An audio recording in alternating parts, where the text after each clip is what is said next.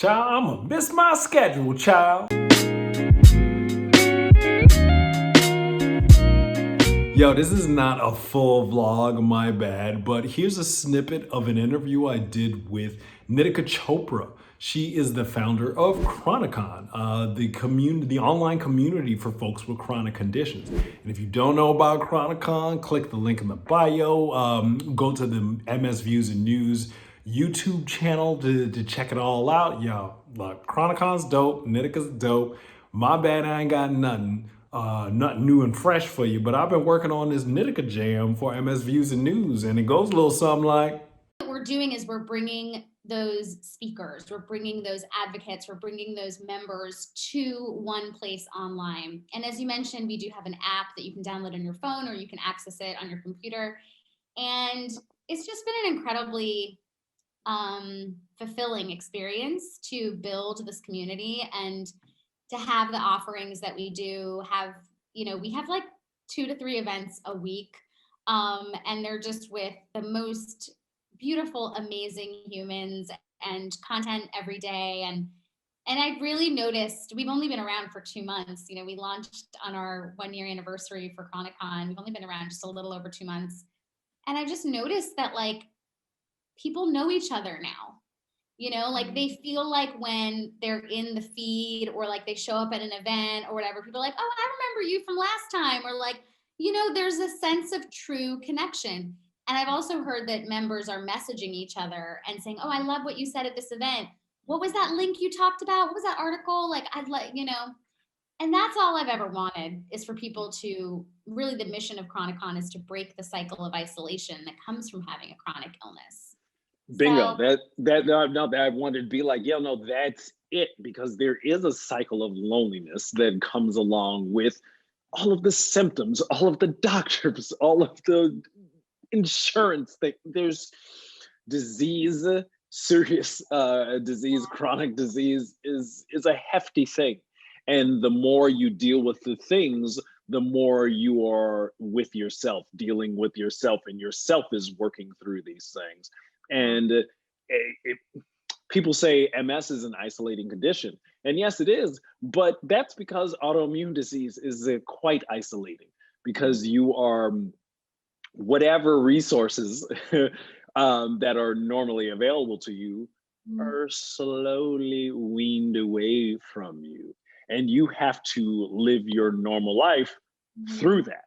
And what's really remarkable is that what's great about your community is that you could have MS. Yeah, there's so many different things that one could have, and they could be different.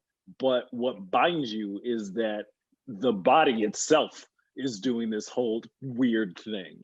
Totally. And that within itself is enough for you to be like, well, I don't have what you have, but hey, brother, I don't have what you have, but hey, sister, and take it from there. And the way you foster community you have Zooms, once a week. You have the community together in their own set of Zooms. She has like yesterday we were meeting with an astrologer. Before it was a recipe, a chef is showing you how to cook up your food, autoimmune persons.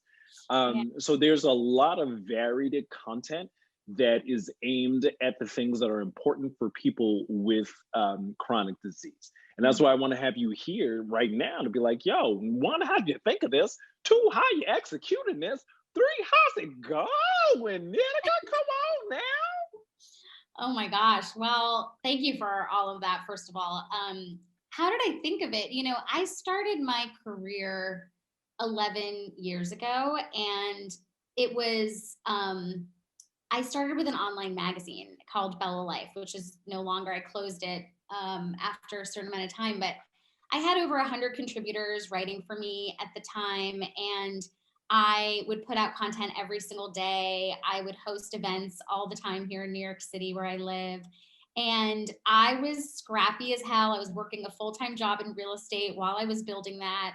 And I just really believed that like we deserve to be celebrated. And it wasn't around chronic illness. It took me about 8 years of my career to really get up the courage to make chronic illness and my journey with psoriasis and psoriatic arthritis more in the forefront. And I think a lot of people who deal with their health feel this way. Like, I never wanted pity.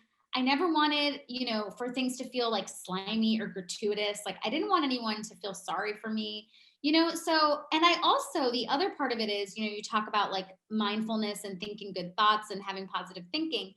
I didn't want to be like steeped in my illness all the time. And I think that's the thing that people might not understand about Chronicon in our community is that a lot of times when you go to communities or like chat rooms or groups, they are so depressing. They are so depressing. I literally had tried, like when I started kind of looking into the chronic illness conversation a little more, I tried to join all these different like chronic illness specific Facebook groups. And I swear with every single post, I was like, is this actually making me more sick right now? Because that is how it feels in my body. I feel awful. So the thing with Chronicon that people don't, I think, always realize is that we're living from the lens of we have chronic conditions, each of us, right? And we have allies and practitioners who are welcome in the space as well. But our whole life is not, as much as our condition dictates so much about our life and our journey, that is not all that we are. And so we have sessions like Chronically Beautiful, talking to like an Allure beauty editor about like our beauty routines and maybe how our skin conditions have influenced them.